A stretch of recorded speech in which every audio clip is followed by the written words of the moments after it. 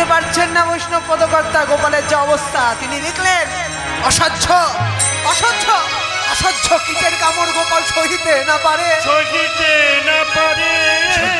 অত চাপাল গোপাল ছটফট ছটফট ছটফট করে।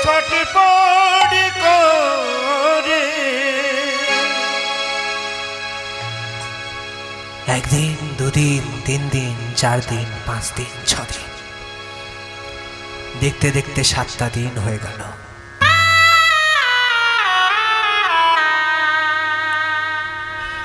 গোপালের আর কোনো সারা শব্দ নাই।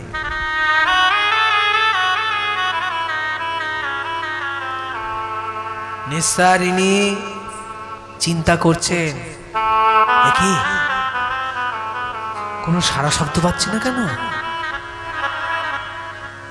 যেভাবে ভাত খাওয়ার জন্য গোঙাতো, জল খাওয়ার জন্য যেভাবে ডাকতো, সে ডাক কই? এতদিন কোনো কান্নার আওয়াজ নেই, কোনো চিৎকার নেই। তবে কি হয়ে গেল? যাই দেখে আসি, স্বামী বটে, দেখে আসি কি হলো। এই বলে যেই গোয়াল ঘরে ঢুকতে যাবেন,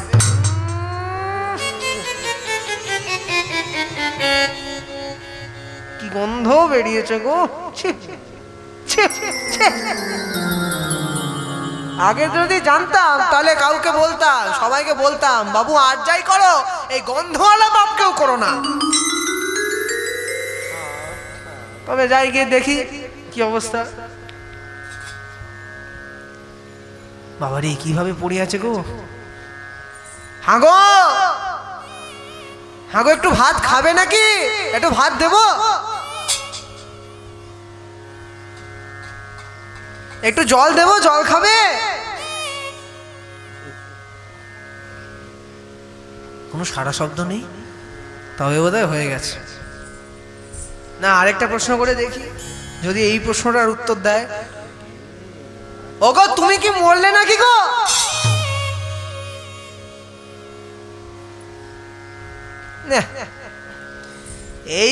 এই প্রশ্নেরও যখন কোনো উত্তর নেই, তবে বোধহয় হয়ে গেছে। কিন্তু এমন সময় মরলে এখন আমি পাই কোথায় কাঁদ দেওয়ার জন্য? তখনকার দিনের সমাজ, তখন ব্রাহ্মণদেরকেই কাঁদ দিতে হতো। আর যদি ব্রাহ্মণ কাঁদ না দিত, যদি অন্য কেউ কাঁদ দিত, তবে সমাজে কি দিতে হতো বলো? সমাজে দণ্ড দিতে হতো। আর সেই দণ্ড দেওয়া মানে হচ্ছে ঘটি পাটি বিক্রি হয়ে যাওয়া। সেই সময় দাঁড়িয়ে নিস্তারিণী বামুন ঘরের মেয়ে হয়ে সকল ব্রাহ্মণ ঘরে গিয়ে আগে দেখলেন যে কেউ আসতে চায় কিনা। সব ঘরে গিয়ে বলছেন, ওগো আমার স্বামী মরেছে গো, একটু এসো না, একটু কাঁদ দিয়ে দেবে, এত রাত্রির বেলা কাকে পাই বলো? সবাই দূর করে তাড়িয়ে দিচ্ছে, যাও এখান থেকে। কেউ কাছে নিচ্ছে না, কেউ না, সবাই তাড়িয়ে দিচ্ছে। সেই সময় দাঁড়িয়ে সেই সমাজে বামুন ঘরের মেয়ে হয়ে নিস্তারিণী কোথায় গেলেন? হাঁড়িপাড়ায়। সেই হাঁড়িপাড়ায় অত রাত্রির বেলা গিয়ে দুজন হাঁড়িয়াকে ডাকলেন, কালু, মধু। আগে বামুন মা, এ কি এত রাত্রির বেলা তুমি এইখানে? আরে তোদের দা ঠাকুর মরেছে। হ্যাঁ, তোদের দা ঠাকুর মরেছে, তাই একটু চল না বাবা, একটু কাঁদ দিয়ে দিবি। কি বলছো বামুন মা? দা ঠাকুর মরেছে, আমরা যদি কাঁদ দিতে যাই, যদি দেখে, দা ঠাকুর আমাদের ছায়া পর্যন্ত মারাতেন না। দা ঠাকুর আমাদের ছায়া পর্যন্ত মারাতেন না, আমরা নাকি তার কাঁদ দিতে যাব? আর যদি কেউ দেখে নেয়, দেখলে পাপ হয়, না দেখলে পাপ হয় না। হ্যাঁ, দেখলে পাপ হয়, না দেখলে পাপ হয় না। যদি এটা দুপুরবেলা হতো তাহলে সবাই দেখতে পাপ হতো, রাত্রিবেলা কেউ দেখছে না, পাপ হবে না।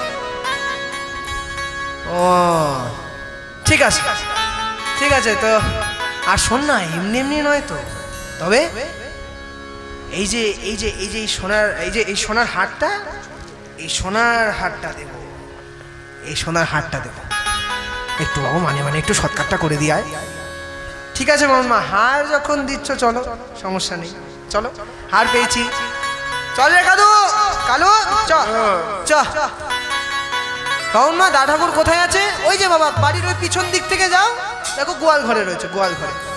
এ কি গোয়াল ঘরে তো গরু থাকে, দা ঠাকুর কেন? তোমাদেরও তো প্রশ্নের তো দরকার নেই, যে সোনার হার দিয়েছি কাজ করবে চলে যাবে ব্যাস।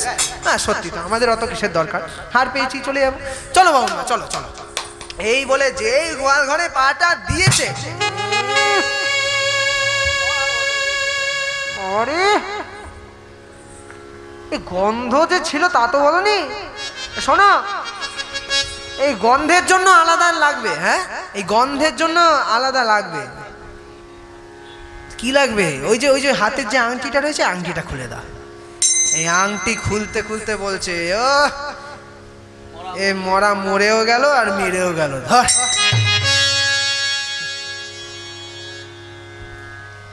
কালু আর মধু কোন রকমে এক পাশে বেঁধেছে, এক পাশে বেঁধেছে, এটা ভাগ্য। কেউ চন্দন খাটে যায়, কেউ বোম্বে খাটে যায়, এক বাসে বেঁধে ধরতে তো পারছে না, মাংস পিণ্ডগুলো গলে গলে পড়ছে, ধরতে পারছে না। কোন রকমে বেঁধে,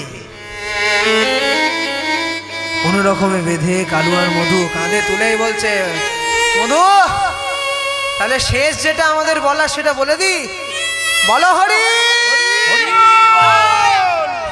কেন বামুন মা আসতে কেন?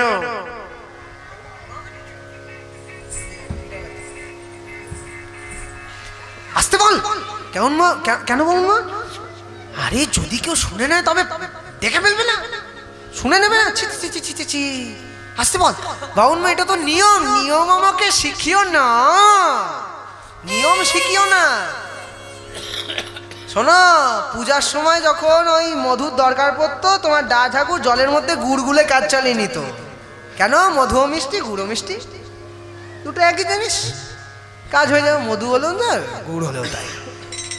নিয়ম আমাকে শিখিও না, বলতে হয় বলো, একবার জোরে বলেছো, দুবার চেপে বলো। কালু রে কি দিন এলো রে, হরিনামও চেপে করতে বলছে রে।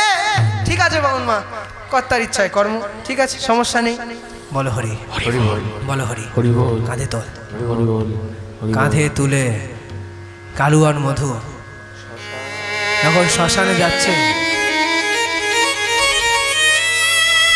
শ্মশানে যাওয়ার পর কালু আর মধু চাপাল গোপালকে যখন চিতার মধ্যে শুয়েছেন, তখন বলছেন, শোন এটা শ্মশান, এখানে কেউ নেই, এখানে কেউ নেই, আয় এখানে প্রাণ ভরে দা ঠাকুরের কানে নামটা দিয়ে দি, বলো হরি, বলো হরি, বলো হরি। এই বলো হরি হরি বল, বলো হরি হরি বল বলতে বলতে যেই চপল গোপালের মুখে আগুনটা দিতে গেছেন, সঙ্গে সঙ্গে চপল গোপাল উঠেই বলছেন, কালু মধু আমি মরি নাই, মরি না, আমি মরি নাই, মরি না, আমি মরি নাই, মরি না, আমি মরি নাই, মরি না, এই তো আমি বেঁচে আছি, মরি নাই, মরি না, এই তো আমি বেঁচে আছি, মরি নাই, মরি না, পুরায় মেরো না, মরি নাই, মরি না, আমায় পুরায় মেরো না, মরি নাই, মরি নাই। এ মধু, এ মধু দা ঠাকুর ব্রহ্ম ধরতে হয়েছে রে, এই পালা রে, এখান থেকে পালা, কালু মধু যাস নে, মধু যাস নে, মধু যাস নে। দা ঠাকুর, দা ঠাকুর আমাদের কোনো দোষ নেই, দা ঠাকুর আমাদের কোনো দোষ নেই, বিশ্বাস করো আমাদের কোনো দোষ নেই। তোমার তোমার বামুন মা তোমার স্ত্রী, তিনি আমাদেরকে তোমাকে এখানে নিয়ে আসতে বলেছে, আমাদের কোনো দোষ নেই। কালো এই দেখ আমি বেঁচে আছি বাবা, এই দেখ আমি বেঁচে আছি, নিস্তারিণী। এতগুলো ঘর তৈরি করলাম, ঘরে রাখলে না গোয়াল ঘরে রাখলে, ঠিক আছে কিন্তু ওই কালু আর মধুকে ডেকে তুমি আমাকে শ্মশানে নিয়ে এলে। একটা কোনাতে আমার জায়গা হলো না। বাহ বাহ, কালু মধু, এবার বাবা আমাকে রেখে দিয়ে বাড়িতে, আমাকে বাড়িতে রেখে দিয়ে। না না, এখন যদি রাখতে যাই তবে হাড়ও যাবে, আংটিও যাবে। তোমার যা রোগ হয়েছে বাবু, তুমি এমনিতেও মরবে, অমনিতেও মরবে। তাই তোমাকে তুলে গাছতলায় বসিয়ে রেখে গেলাম। এবার তুমি যা খুশি করো, যাও। চললাম, বিদায়। বিদায় না ঠাকুর, বিদায়। কালু, মধু, মধু যাস নে, মধু যাস নে, মধু, মধু। ওরে শেয়াল কুকুর এসে আসলে আমার তাড়াবার ক্ষমতা নাই, তাড়াবার ক্ষমতা নাই। এই যে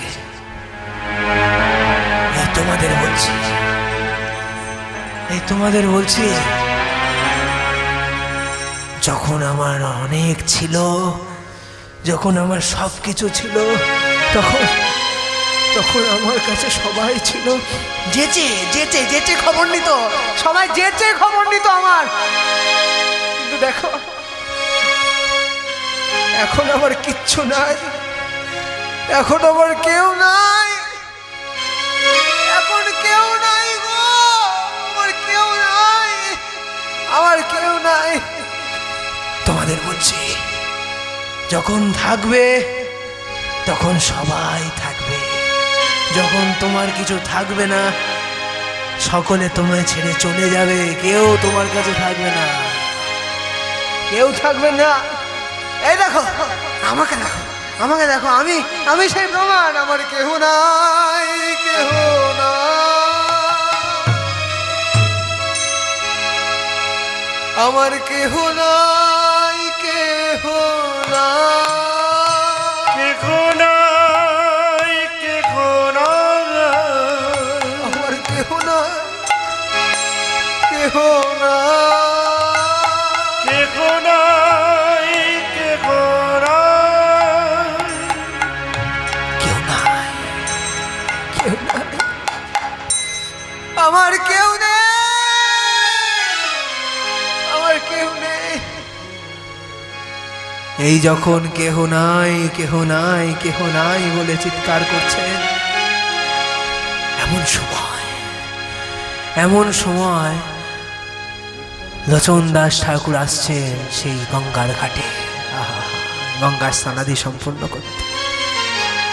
সেই শ্মশান ঘাট দিয়ে যখন বলছেন যাচ্ছেন, সেই সময় ডেকেই বলছেন, ওরে কে রে তুই, ওরে কে তুই, কে তুই, কে তুই? ওরে ওরে শোন, যার কেউ নাই তার হরি আছে, তার হরি আছে, তার হরি আছে। এই কথা বলবি না? যার কেউ নেই তার হরি আছে। আর এই কলিকালে তার কি আছে জানিস? কে আছে? এই কলিকালে তার আছে শ্রী গৌর হরি, শ্রী গৌর হরি, শ্রী গৌর হরি। নামটা শুনেই চপল গোপাল চমকে উঠেছে। কি বলছো? আমাদের এই নবদ্বীপের গৌর? হ্যাঁ রে হ্যাঁ। আমাদের এই নদিয়ার নিমাই? হ্যাঁ রে হ্যাঁ।